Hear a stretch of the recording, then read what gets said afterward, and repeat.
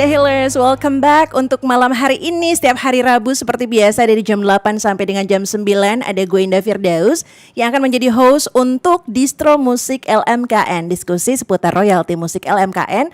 Dan ini pastinya akan menghadirkan narasumber dari internalnya LMKN dan juga para stakeholdersnya LMKN. Dan lo bisa melihat siaran ulangnya di The Hills TV ya. Jadi sekali lagi untuk live streamingnya di The Hills Radio malam hari ini dari jam 8 sampai jam 9 nanti. Dan untuk rekamannya lo bisa dilihat di The Hills TV ya. And anyway, malam hari ini adalah episode kedua yang kita akan menghadirkan tentunya komisioner bidang IT dan juga SILM ya. SILM ini apa sih singkatannya? Sistem Informasi Lagu dan Musik ya.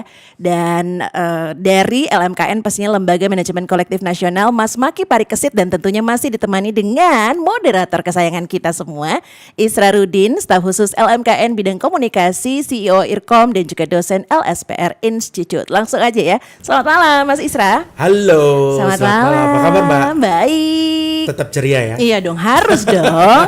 Kayaknya mukanya gak beda-beda ya? Oh ya, bosen gak nih? Oh bosan nih sama kita? Enggak dong, apalagi di samping Mas Isra sekarang udah ada seorang sosok nih yang wajah, sosok ngeri gak sih? Yang wajahnya sebenarnya udah gak asing lagi ya. Oke, langsung aja dikenalin Mas Isra. Oh ya, makasih Mbak. Halo, Assalamualaikum warahmatullahi wabarakatuh. Selamat malam, Shalom, Om Swastiastu, Namo Buddhaya, salam kebajikan. Oke, The Healers kembali lagi di Distro, diskusi seputar royalti musik LMKN. Hari ini adalah hari episode kedua, yang tadi Mbak Indah juga sampaikan bahwa episode kedua ini makin menarik gitu ya. Karena kerjasama LMKN dengan The Hills Radio ini akan terus berkepanjangan begitu ya. Nah ini episode kedua, dan kalau kemarin episode pertama sangat luar biasa menarik.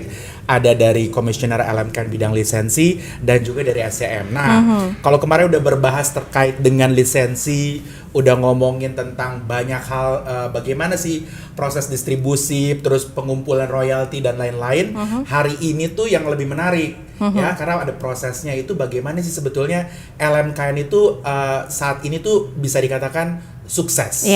Dalam pengumpulan royalti dalam beberapa bulan sudah naik berapa ratus persen gitu ya dari sebelum-sebelumnya, sehingga ini sebetulnya ada di belakang layar itu ada orang yang memang berkompeten yang akan memegang digitalisasi. Nah kalau misalkan sekarang di Indonesia, di dunia khususnya ya, di Indonesia khususnya sekarang digitalisasi di semua industri.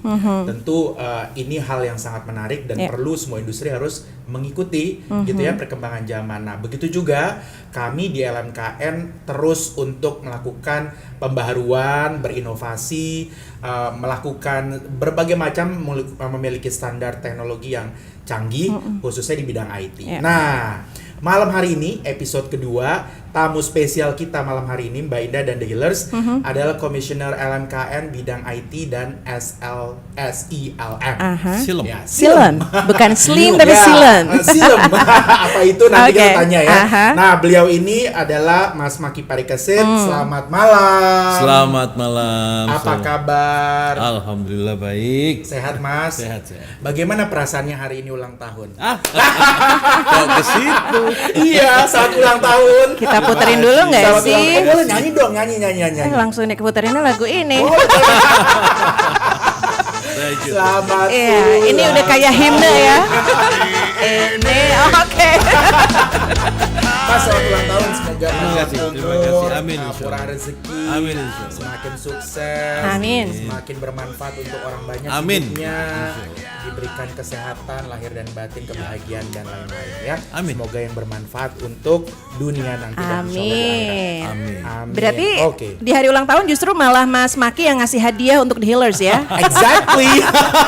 Menarik kan? Yes, Nah, it is. spesial buat The Healers ya. Oke. Oke. Nah, Mas, kalau kemarin tuh udah di awal udah dikasih tahu ya bahwa kita udah ngomongin tentang lisensi. Lisensi ini adalah sesuatu hal yang menarik ya. Isu yang seksi lah, apalagi lately banyak yang mempertanyakan gitu ya, berdiskusi gitu ya, mengutarakan berbagai macam pendapat begitu ya. Tetapi sebetulnya lisensi itu akan lebih baik lagi apabila didopang ditopang dengan sistem yang baik. Didoping dengan sistem khususnya dari sisi IT gitu ya. Nah, kebetulan Mas Maki ini adalah komisioner dari LMKN terkait dengan IT dan Silem. Nah, mungkin bisa digambarkan dulu sebetulnya bagaimana sih proses dukungan dari divisi IT dan Silem ini terkait dengan lisensi dulu. Karena kan korelasi kemarin episode pertama lisensi. Mungkin Mas Maki bisa refresh apa kontribusi dan apa yang dilakukan oleh tim Mas di LMKN terkait dengan lisensi tersebut. Oke, selamat malam semuanya. Terima kasih kesempatannya malam ini. Assalamualaikum warahmatullahi wabarakatuh. Waalaikumsalam. Menjawab pertanyaan tadi itu sebenarnya kita mesti mundur selangkah 2 ke belakang untuk melihat ekosistem daripada rights management di Indonesia. Pertama ada undang-undangnya, kedua ada juklaknya di permen dan peraturan-peraturan mendukung, dan ketiga ada implementasinya. Cuman ekosistem dasarnya kan adalah gimana caranya kita bisa mengumpulkan data penggunaan lagu dan musik secara akurat dan secara tepat. Itu dua kata terakhir itu yang selama ini menjadi PR buat bukan hanya LMKN tapi lebih tepatnya buat keseluruhan rights management ekosistem di Indonesia lah. Nah, LMK, ada user, ada pemerintah, ada, karena semua itu mengacunya pada data. Data penggunaan, data pemilik lagu, data pemilik musik, data pemilik hal-hal yang terkait lah ya. Jadi kalau yang sebelum-sebelumnya, sebelum adanya support information teknologi atau sistem teknologi yang sedang kita coba kembangkan sekarang, itu proses yang nggak sederhana dan cukup rumit. Karena itu kan mengandalkan sekali kepada kesukarelaan daripada pengguna musik kita, pengguna lagu kita untuk memberikan laporan kepada waktu itu LMK ya, sebelum ada LMKN secara tepat dan akurat. Ya banyak miss-nya di situ, bukan tidak menunjuk siapa-siapa salah ini salah itu, enggak, cuma memang sistemnya masih agak carut-marut belakangan itu. Nah, dengan adanya perkembangan teknologi seperti hari ini, kecarut-marutan itu bisa diminimalisir, bahkan malah bisa dihilangkan nanti apabila kita bersama-sama mengadopsi sistem information teknologi yang kita sepakati bersama sebagai sistem yang kita anut untuk mengatur ini semua, mengatur penggunaan lagu, larinya ke lisensi. Mengatur kepemilikan lagu. Jadi nama pemilik lagu yang ada di data itu bisa diverifikasi, bisa dicek lagi, bisa di make sure bahwa oh iya, lagu Kangen tuh emang punya Dani, lagu Sobat tuh memang punya Piyu gitu, dan sebagainya gitu.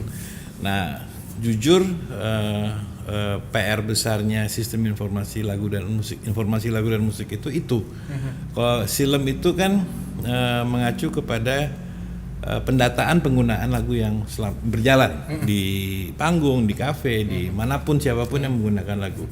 Nah, perkembangannya masih ongoing, masih berproses, karena kembali lagi tidak sederhana dan melibatkan banyak orang, melibatkan banyak hal, melibatkan banyak peraturan, tapi pelan-pelan kita mengarah ke yang lebih baik. Tadi disebutin test case pengembangan terakhir yang kita lakukan internal di LMK itu sistem lisensi live performance itu, yang sama Om Yesi juga kemarin.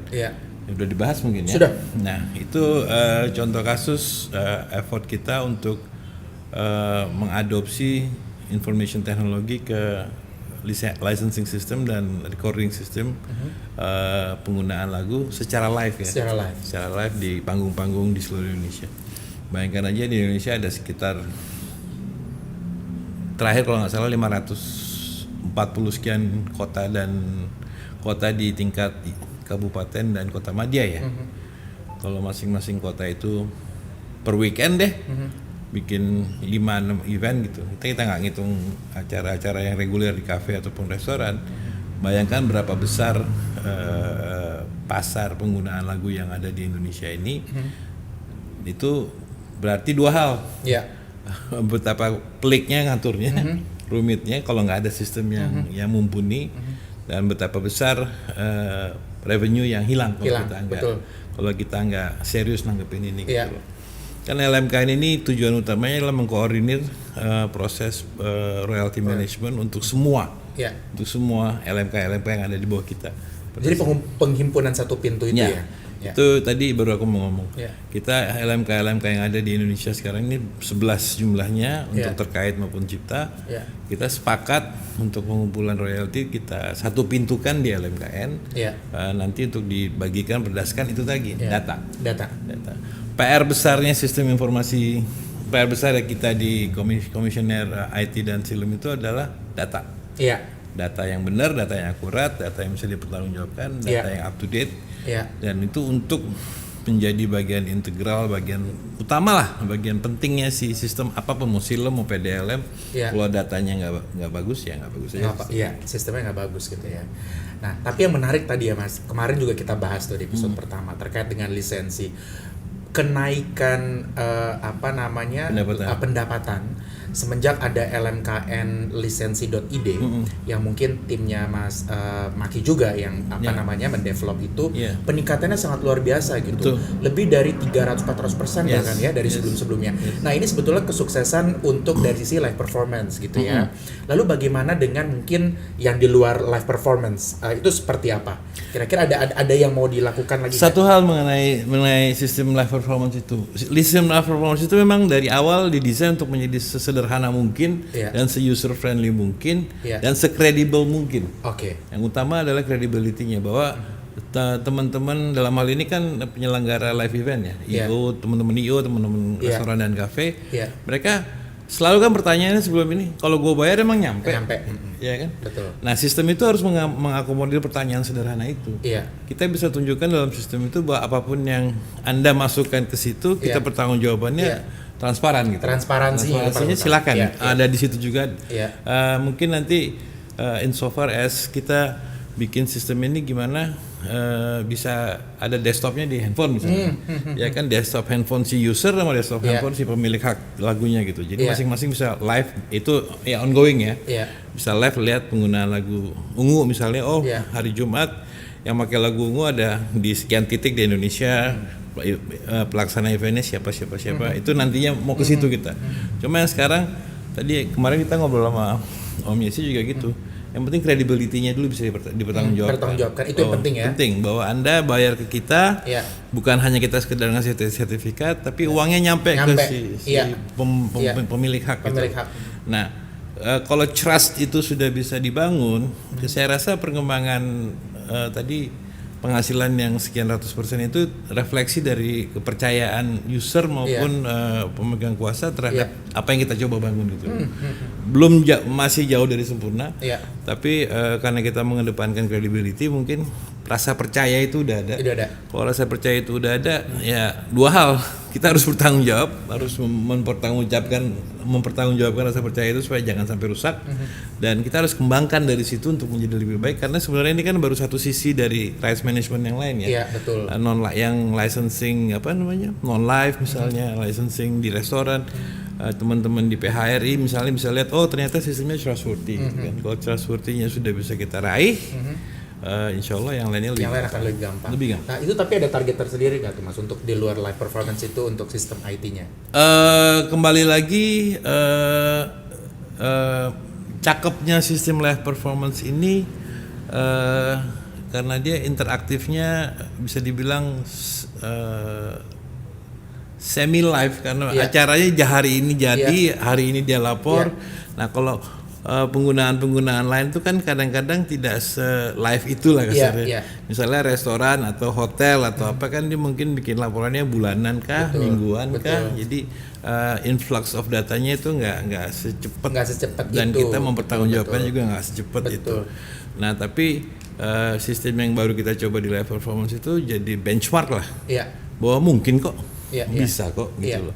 Dan kalau ada kemauan dan sebagian besar user-user yang kita ajak ngobrol, bukannya mereka nggak mau bayar gitu. Masalahnya bukan saya mau bayar apa enggak, masalahnya ini nyampe apa enggak gitu. Which is sangat wajar dan sangat kita mengerti, dan itu emang tugas kita untuk membuktikan ke mereka bahwa anything you put in kita akan sampaikan ke mereka gitu. Betul. Betul. Menarik sekali. Kalau boleh tahu nih, strategi IT tadi udah jelas gitu ya.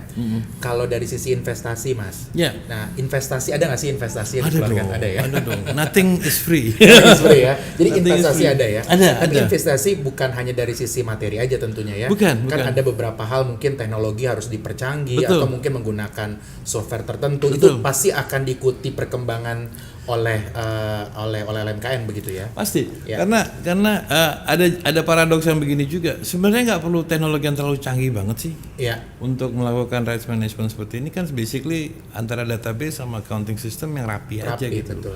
Dan kredibilitas si pengguna dan pelaksana sistem ini. Orang kan bilang harus sistemnya yang begana begini. Setelah kita perhatikan sistemnya simple accounting system dan simple reporting system yang apa namanya? Yang nggak belit-belit sebetulnya. Nggak ribet-ribet gitu. amat Ribet-ribet gitu. amat, iya, Tapi skalanya akan Iya. sangat luar Luar biasa biasa. karena dia mengakomodir. Contoh kasus kalau saya boleh ngomong di salah satu LMKN baru ada laporan per bulannya tuh data lines yang harus diproses tuh sampai 310 juta data lines. Wow. Ya kan? Jadi daripada sistem yang ribet, Iya. lebih mending sistem yang mumpuni, robust, yang processing sistemnya bagus, Iya. yang data manajemennya bagus, Iya. dan itu bukan berarti nggak harus mahal gitu, Iya. dan nggak harus mewah. Harus gitu. mewah, Yang penting kredibel dan Credible. accountable aja. Dan bisa dilihat secara nyata gitu ya. Betul. Transparansi yang paling utama begitu Betul. ya. Nggak usah fancy tapi Iya. works lah. Gitu. Iya. Itu yang paling utama. Iya, gitu ya. iya. Bisa dipertanggungjawabkan. Bisa dipertanggungjawabkan. Oke, The Healers. Nah, ini semakin menarik sekali gitu ya. Terkait dengan perbincangan saya malam hari ini juga The Healers dengar oleh Komisioner LMKN bidang IT dan Silem. Nah, nanti akan ada lagi berikutnya, kita break terlebih dahulu ya Mbak Indah. Setuju Mbak? Yes, Mau of muterin lagu course. siapa nih? Kita mau Muterin lagu puterin siapa, lagunya Mbak? Afgan Oh, ya, Lenggang iya. Puspita. Atau Oke. nanti Ungu kita kasih ya setelah iya. Afgan. Aku boleh jualan juga dong. Boleh banget, tapi boleh Afgan dulu ya, karena kan nanti Boleh, masih ada boleh. beberapa break ya. Siap. Oke, The Healers, jangan kemana-mana, kita masih bakalan balik lagi tentunya dalam Distro Musik LMKN, diskusi seputar royalti musik LMKN barengan Mas Maki Parikesit dan juga Mas Isra. Stay tune, Thank only on the best streaming radio in Indonesia.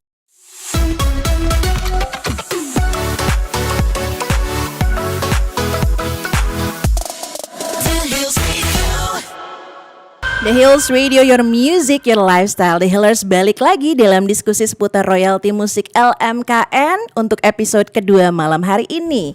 Oke, silahkan kembali Mas Isra dan Mas Maki. Terima kasih. Tadi udah break sambil ngopi Mbak. Udah ngopi belum? Belum sempet deh. Oke, Mas, kita balik lagi nih. Ya. Tapi ada pertanyaan. Tadi boleh ya, Mbak ya? Boleh, boleh. Jadi kalau ada pertanyaan bisa langsung SMS. Yes, lewat WhatsApp The Hills Radio di 0811 829 839. Oke, ini sudah ada pertanyaan Mas Maki. Ada Ya. dua pertanyaan. Yang pertama, skemanya gimana sinkronisasi lisensi dengan IT ini? Ya. Lalu yang kedua, apakah pemantauan pemutaran lagu di platform digital dan sosial media termasuk tupoksi Komisioner IT dan Silem? Ya. Silakan Mas. Oke. Tadi yang pertama Gimana skemanya Skemanya. sinkronisasi lisensi dengan IT itu bagaimana? Oke. Mensinkronkan mungkin ya.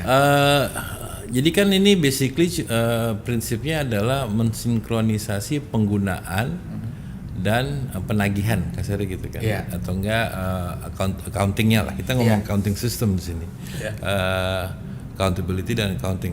Jadi licensing itu number one sebenarnya gimana caranya kita bisa merangkul sebanyak mungkin user daripada produk-produk musik yang menjadi haknya para pemilik musik itu kan. Nah, jadi ada dua hal yang penting di situ. Data mengenai penggunaan musik dan data mengenai pemilik musik. Nah, itu yang menjadi fondasi daripada semua sistem yang mengakomodir licensing dan sistem licensing yang coba kita bangun.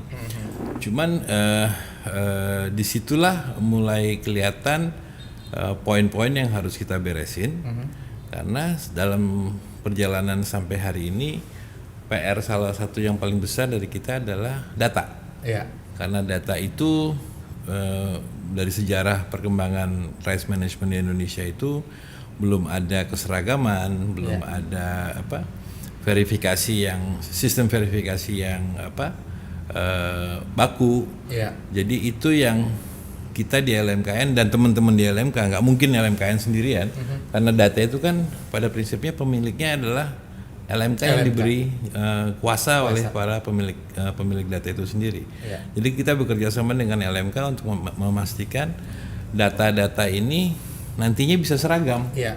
Bisa seragam dan kita bisa, kalau data ini udah seragam, pengembangannya bisa kemana-mana. Iya.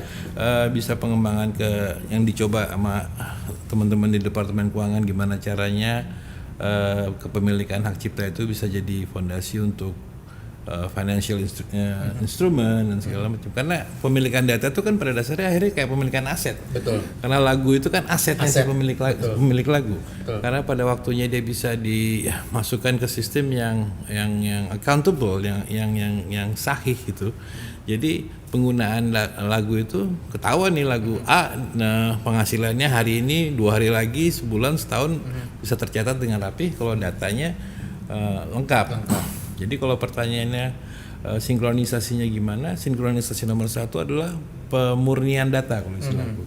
Pemurnian data dari semua stakeholder licensing musik licensing yang ada di Indonesia, pengguna, pemilik dan yang lain-lainnya yang terlibat di sini. Itu nomor 1.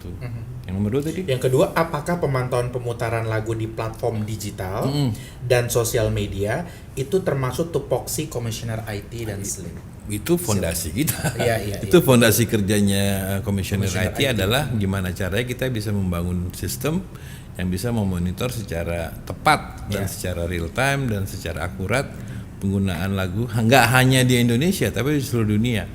Kenapa kita akhirnya punya, kalau di rights management tuh ada world body-nya juga, ada badan dunia juga, kayak untuk cipta misalnya ada CISEC di Prancis, ada APRA, ada banyak lah. Masing-masing itu mereka mengakomodir accountability atau pencatatan penggunaan lagu kita di seluruh dunia. Tapi kembali lagi, setelah setahun saya di LMKN, masalah utamanya memang pemurnian data. Karena dari situ asal-usul solusi dan asal-usul masalah daripada semua hal-hal yang berkaitan dengan sistem ini. Ya, jadi itulah ya sangat menarik. Jadi The Healers semoga terjawab tadi ya yang sudah bertanya. Jadi mau bertanya silahkan WhatsApp ke nomor The Healers tadi ya. Di 0811 829 839. Oke. Nah, Mas, tadi ngomongin IT tadi udah ya. Sekarang kita mau coba ngomongin ke silem-silem tuh apa tuh? Benda apa ya? Tadi Mbak Indah juga disampaikan pada saat opening, silem itu adalah sistem informasi musik dan lagu. Nah, mungkin boleh dijelasin tuh Mas, kira-kira apa sebetulnya silem itu? Barang apa itu? Mungkin banyak dealers yang belum tahu. Kalau IT mungkin udah secara general tahu. Nah, kalau silem ini apa Mas? Silem itu berdasarkan namanya kan sistem informasi dan lagu. Jadi dia menginformasikan penggunaan lagu dan musik di seluruh Indonesia. Jadi tugasnya dia adalah mengcapture atau menangkap database atau data mengenai penggunaan lagu-lagu yang tercatat di sistem kita. Nah, dicatatnya di mana? Di PDLM tadi, Pusat Data Lagu dan Musik. Jadi berdasarkan data ada yang kita dapat di silem penggunaan lagu, kita match dengan data lagu yang ada di Indonesia, ketahuan lagunya si A dipakai berapa banyak, oleh siapa, di mana, kapan, dan menghasilkan uang berapa gitu. Kurang lebih interaksinya antara silem dan PDLM seperti itu. Silem mencatat penggunaan, PDLM mencatat pemilik. Nah, maaf Mas, jadi PDLM itu sebetulnya bukan punyanya LMKN ya, itu punya DJKI ya. Punya DJKI. Jadi punya Direktorat Jenderal Kekayaan Intelektual. Jadi mereka itu memiliki yang namanya PDLM. Betul. PDLM ini dibangun oleh mereka, lalu konektivitasnya ke silem ini adalah untuk mematchkan gitu ya. Mematchkan antara data penggunaan dan data kepemilikan. Jadi lagunya ada misalnya lagu Ungu yang ada di capture oleh silem. Pada hari ini di seluruh Indonesia penggunaan lagu Ungu adalah sekian banyak. Terus nanti di cross check misalnya lagu Demi Waktu, yang ngarang Enda. Itu data Enda tuh ada di PDLM. Berarti yang pertama kali mengcapture itu silem dulu atau silem dulu. Database ini kan istilahnya pasif ya, dia udah siap. Kita input datanya bahwa lagunya Ungu misalnya ada 100 sekian, pengarangannya sekian. Ini datanya. Terus lagunya Dewa, lagunya Superman is Dead atau siapapun lah gitu, kita catat di situ.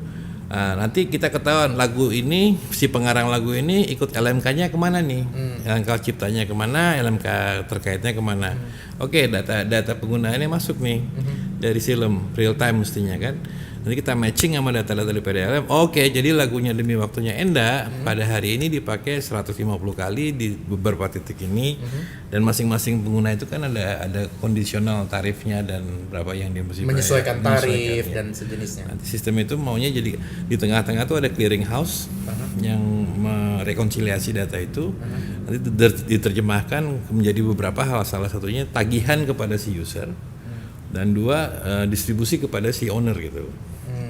Idealnya begitu, dan itu yang sedang kita coba kembangkan sampai ke sana. Jadi harus terintegrasi antara si PDLM dengan si SILM. Ya.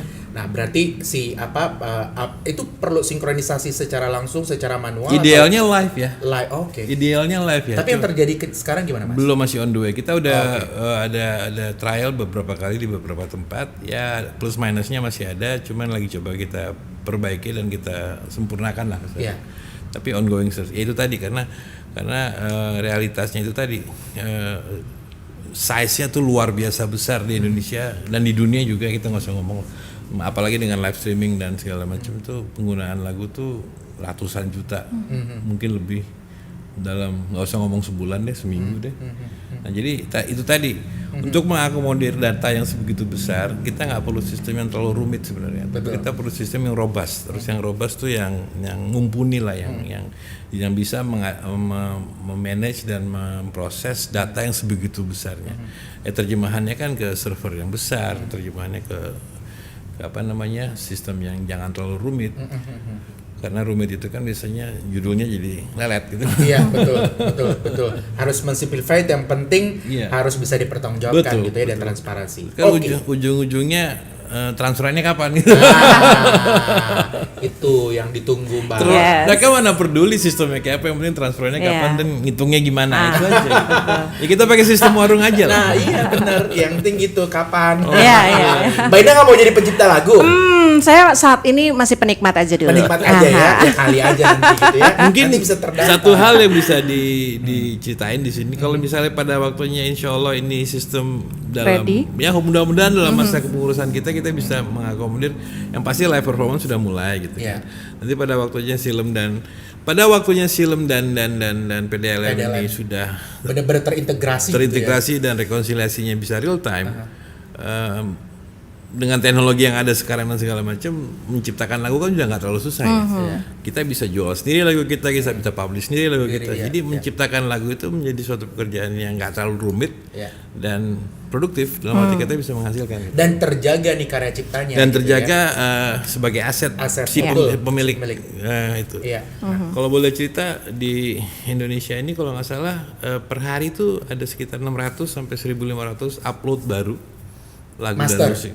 Master kah, cover kah, shorts kah, apapun namanya, hal-hal yang karya-karya yang mengkapitalisasi daripada lagu dan musik gitu loh. Oke. Dan itu dengan satu ASRC Mas maksudnya?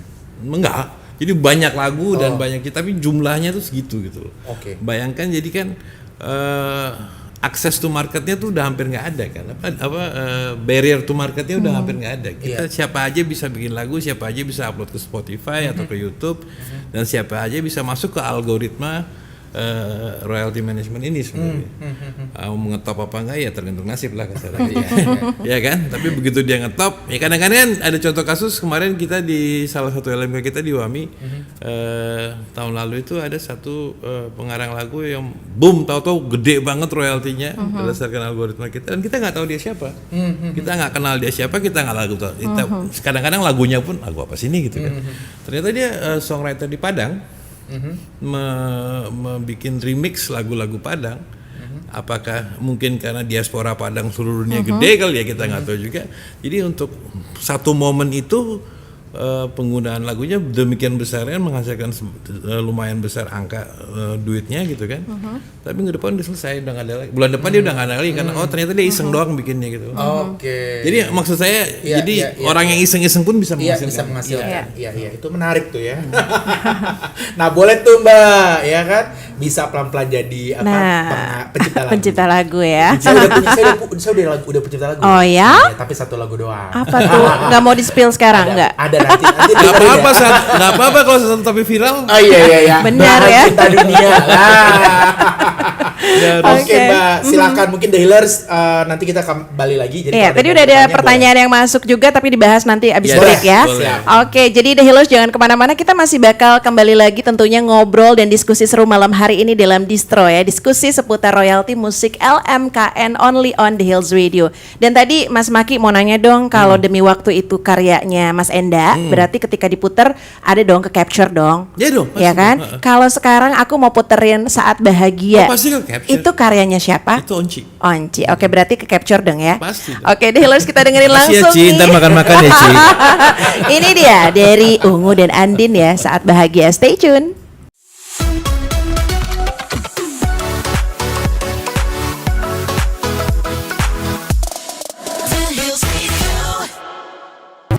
The Healers, ternyata seseru itu ngobrolin sinkronisasi kegiatan lisensi dengan IT untuk memaksimalkan pengumpulan dan pendistribusian royalti. Meskipun panjang tapi seru obrolannya. Kita balik lagi ya bareng sama Mas Isra dan juga Mas Maki. Silakan. Terima kasih. Udah minum kopinya? Udah. Seru ya. Ya kan kedengeran kan suaranya agak lebih smooth gitu. Tadi nggak smooth ya? Dia agak serak gimana gitu.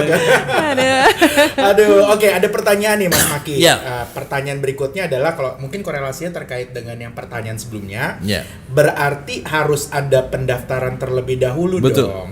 Lalu kemana nih? Oke. Karena ini semacam sistem akunting, betul banget nih ya. Nah, apakah user nantinya akan menerima laporan detail, Mas? Betul. Silakan. Kebetulan di LMKN ini kan aku mewakili LMK Cipta Wahana Musik Indonesia. WAMI. Jadi kita yang mendata dan melakukan pengkoleksian royalti untuk komposer-komposer lagu. Sementara ini kita ada 4.000 member. Kita udah jalan hampir 12 tahun kalau nggak salah. Betul, kalau misalnya Anda seorang komposer, Anda punya lagu itu sudah dipublish dan Anda pengen make sure royalty managementnya terhandle dengan baik, insya Allah daftarkanlah lagu-lagu Anda dan identitas Anda ke salah satu LMK Cipta yang ada. Sementara ini kita punya 4, ada WAMI, ada KCI, ada RAI, ada Pelari. Jadi silakan mau yang mana, sama aja semuanya. Nanti masing dari LMK itu akan diminta data Anda, data lagu Anda, data sampai ahli waris dan segala macam kalau memang sudah punya. Karena kan royalti ini berkelanjutan setelah Anda nggak ada. Kalau nggak salah 70 tahun setelah kita nggak ada ya. Dan juga royalti ini harus kayak tadi kita coba ini menjadi aset kan. Jadi aset ini nanti dengan data yang lengkap, harapan kita sih secara kolektif tuh pengennya apakah masuk ke kripto tuh apa namanya? Sistem ini ya penjualan apa? Bukan. Jadi sistem kita mau bikin kepemilikan ini tercatat secara. Ya. Kalau kripto tuh nama sistemnya apa ya? Lupa aku. Blockchain gitu blockchain, ya. Exactly. Blockchain. Kita mau data ini mau dibikin sebagai blockchain, jadi kepemilikannya itu nggak bisa terbantahkan dan segala macam. Tapi untuk hari ini kita masih perlu data Anda, data lagu Anda. Nanti kita masukkan itu ke sistem kita yang sudah berjalan untuk memonitor penggunaan lagu Anda. Nanti dari penggunaan itu kita koleksi. Misalnya lagu A ini dipakai di sini. Masing-masing user itu harus bayar segini kita tagihin. Kita kolek uangnya, kita distribusikan ke pemilik lagunya gitu. Jadi betul, silakan daftar ke salah satu LMK Cipta yang ada. Nanti kita akan manage ya. Dan juga nanti laporannya udah pasti detail. Yang pasti. Itu laporannya bulanan. per bulan. Laporannya bulanan kayak statement kredit card gitu. Oke, nah semoga terjawab ya dealers yang tadi bertanya gitu ya. Jadi kalau ada yang bertanya silahkan. Kita masih punya waktu untuk masih berdiskusi. Nah, Mas Maki tadi balik lagi ke Silem ya. Kalau Silem ini kan untuk LMK sendiri baru ada di 3 kota ya, di Jakarta, Bandung, dan Semarang. Nah, kira-kira mungkin boleh dikasih gambaran existing 3 kota ini seperti apa, atau mungkin tiba-tiba mungkin sekarang udah bertambah, atau mungkin progresnya gimana gitu, mungkin bisa dijelaskan. Kalau boleh koreksi dikit, 3 kota itu tempat kita bikin bukan demo namanya, sistem cek lah. Kita melivekan sistem Silem itu di 3 tempat itu untuk mensimulasi kalau ini sudah go live kira-kira seperti apa gitu kan. Sebenarnya salah satu PR besar kita di Silem itu adalah karena dia tugasnya mengcapture penggunaan, mencatat penggunaan lagu itu, dan Indonesia ini sebegitu besar dan luasnya, jadi masalah skala. Katakanlah kalau nggak salah hotel aja ada sekian ribu di Indonesia, restoran lebih banyak lagi, belum kita ngomong warung, belum kita ngomong pesawat, kita ngomong kereta api, kita ngomong bus dan truk. Tapi itu tadi kalau dari kami prioritas utama adalah memastikan punya sistem yang robust, yang kredibel, yang accountable. Mungkin kita mulai dari skala kecil dulu. Potensinya royalty collection di Indonesia tuh triliun, Pak. Tapi itu tadi daripada kita buru-buru ngejar volume, mendingan kita bangun sistem yang benar dulu, sistem yang kuat dulu, sistem yang istilahnya tadi tangguh lah, yang nggak gampang dihack, yang bisa. Itu tadi harapannya sih semua teman-teman komposer, semua teman-teman musisi malah, karena musisi kan bisa juga musisi seperti misalnya saya main bass, saya nggak ngarang lagu, tapi saya ikut main di lagunya Demi Waktu. Itu ada hak saya di situ sebagai performers, dan itu diatur sama teman-teman LMK terkait. Hak terkait. Nah, idealnya kan pada waktunya ini semua streamline, pada suatu ini semuanya terkonsiliasi dengan baik. Kita cuma butuh satu apps yang bisa menjadi kontrol kita untuk hari ini saya sebagai basisnya Ungu, saya sebagai komposer di Ungu, saya sebagai produsernya Ungu, berdasarkan katalog yang Ungu punya, penghasilan saya sekian gitu. Pajaknya udah beres itunya, Pak. Jadi akhirnya terakhir itu udah keluar, itu yang ditransfer gitu ya. Begitu ya, transferannya misalnya 1 juta gitu. 1 juta itu udah bayar pajak, udah dari ciptanya berapa persen, dari terkaitnya berapa persen gitu loh. Jadi bersih gitu lah ya. Bersih. Idealnya begitu. Cuma kembali lagi, kita kendala paling besar di pembangunan sistem ini skala. Karena skala kita itu tadi di WAMI aja komposer yang tercatat tuh 4.000 orang. Bayangkan satu orang punya 10 lagu. Berarti ada 40.000 lagu. 40.000 lagu.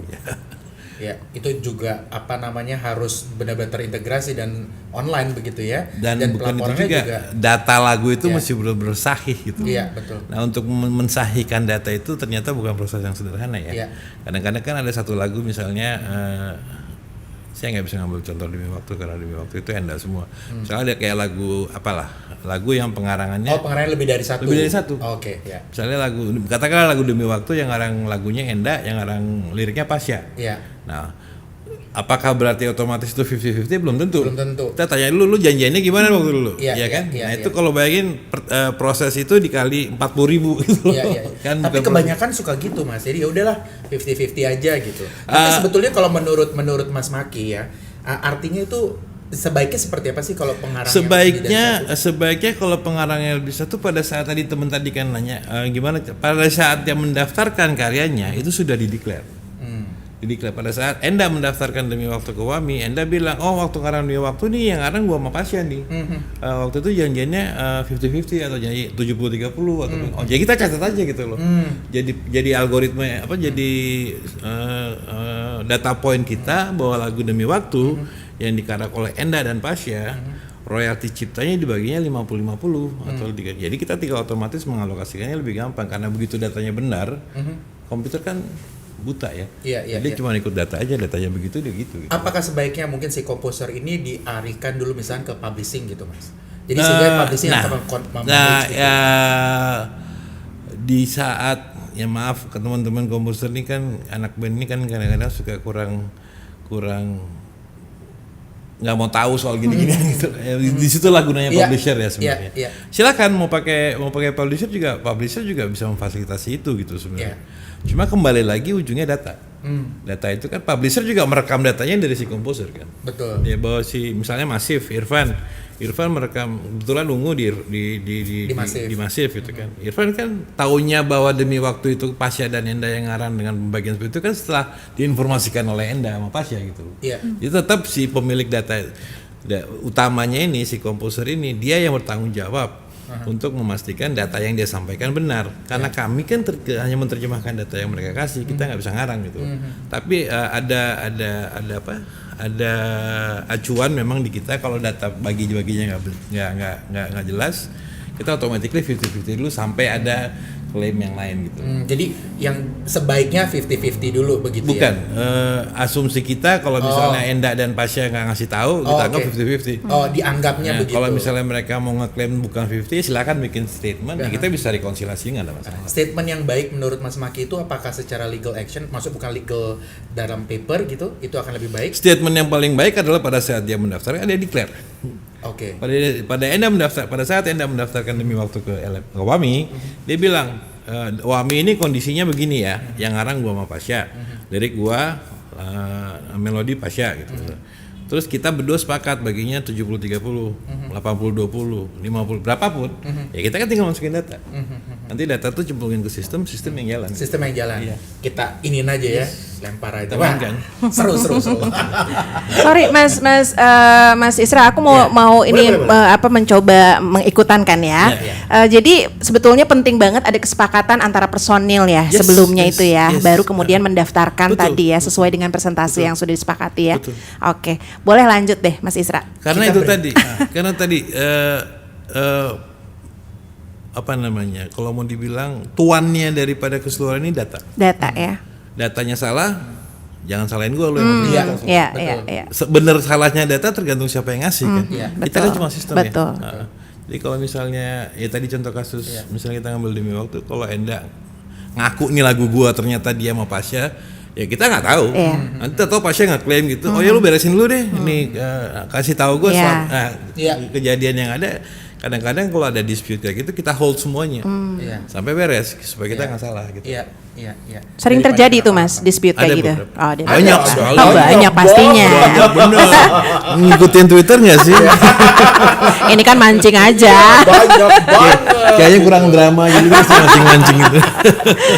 Mas Isra mau break gimana? Orang tinggal 5 menit lagi. Tapi jangan dulu tutup. Ada satu pertanyaan menarik. Oke, Tadi The Healers kasih boleh mungkin abis pertanyaan ini langsung nanti coba disimpulkan sama Mas Maki ya. Oke, silakan. Nah, ada satu pertanyaan menarik nih Mas, saya masuk. Kibatnya Silem itu ke negara mana yang dianggap sudah sukses menerapkan sistem informasi terkait lagu dan musik? Oke. Contoh gimana?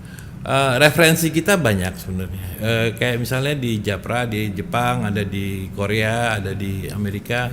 Tapi kembali lagi sistem kita itu unik untuk kita sendiri gitu. Banyak hal-hal yang kita bisa ambil dari mereka, cuma banyak hal juga yang mereka nggak punya.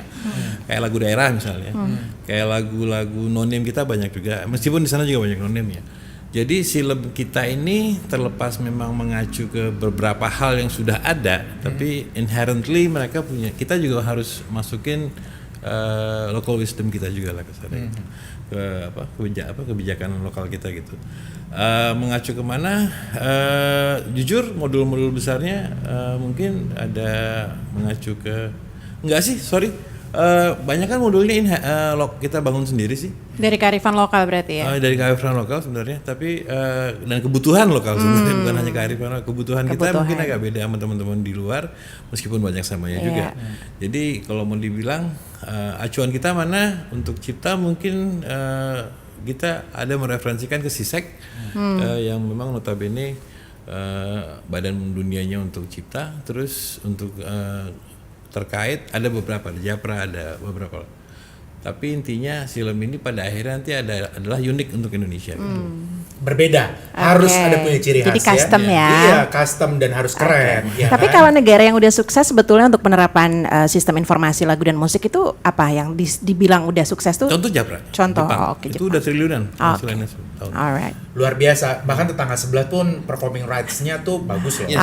Malaysia Malaysia sangat bagus. concern ya. Nah makanya nih pengurusan LMKN komisioner yang terbaru ini pelan-pelan sudah, bukan pelan-pelan sebetulnya, udah gaspol. Gaspol dong. Gaspol gitu ya, beberapa hal-hal strategik yang sudah diciptakan gitu ya, dan sudah dipublish dan juga itu menghasilkan gitu ya, termasuk yang mungkin pendapatan lisensi gitu ya, itu cukup signifikan karena memang ada pembaruan dari sisi teknologi ya, dari digitalisasi dan lain-lain. Nah sebelum kita tutup mungkin Mas Maki mungkin dipertegas kira-kira apa nih yang memang dilakukan oleh LMKN ke depannya terkait mungkin bidang Mas di IT dan film Mas, silakan. Oke. Pekerjaan kita di komisariat IT di LMKN dipermudah dengan adanya IT ya sekarang ya, which is sebelumnya mungkin belum ada. Tapi kembali lagi kita ini cuma memprovide sistem, tapi kita perlu input yang benar, data yang benar. Karena kalau boleh ngomong keruwetan kita tuh biasanya asal usulnya data.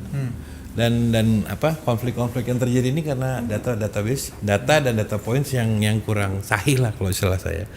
Tapi ini lagi LMKN ini relatif baru ya, badan baru yang mencoba menyelesaikan masalah yang nggak sederhana gitu. Dan kita nggak pernah bilang kita sudah sampai di tujuan, kita masih on the way ke sana dan banyak ketidaksempurnaan menuju ke sana. Cuman partisipasi teman-teman insan musik Indonesia lah kasarnya, supaya saya nggak mau ngomong cuman komposer aja, karena insan musik Indonesia tuh ada player, ada arranger, ada produser, semua tuh punya hak di royalty management. Cuman bantu LMKN untuk bisa lebih cepat sampai ke tujuan, karena yang kita coba bikin ini sebelumnya belum ada.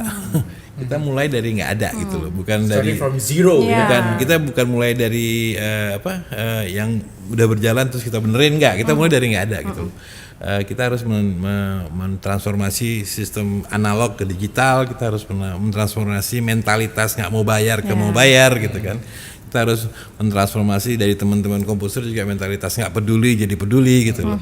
Jadi aspek yang harus diperhatikan tuh nggak hanya teknis, kadang-kadang non teknisnya juga, psikologisnya juga. Jadi memang pekerjaannya gunungnya cukup tinggi lah kasarnya. Gunungnya cukup tinggi. Kalau mau dianalogikan, kalau naik gunung kita baru sampai ke base camp 1 lah. Nah, masih ada 8 base camp lagi baru sampai puncak gitu loh. Tapi untuk nyampe base camp 1 ini at least makanya kita kemarin fokus bangun ke live performance itu untuk ngasih untuk ngasih lihat teman-teman. Ini ya, ngasih benchmark. Ini potensi yang kita harapkan seperti ini. Simplicity-nya kita accountability-nya, credibility-nya, transparansinya itu seperti ini gitu loh.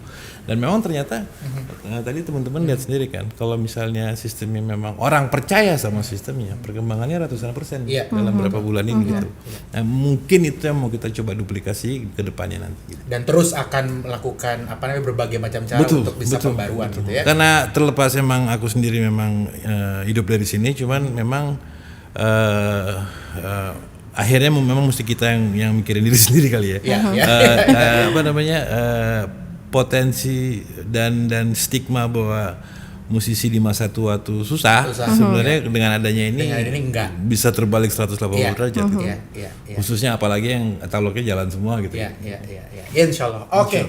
Seru banget Mas Maki, terima kasih banyak ya atas menjadi narasumber episode kedua. Mudah-mudahan ini bermanfaat buat Amin, insyaallah. Amin. Semua ya. Terima kasih Dealers yang sudah mendengarkan dan juga mungkin nanti nonton di YouTube channelnya The Hills TV juga, The Hills TV juga, dan channel-channel yang lain. Nah, sampai ketemu di episode ketiga minggu depan ya. Sampai jumpa. Mohon maaf kalau ada kesalahan.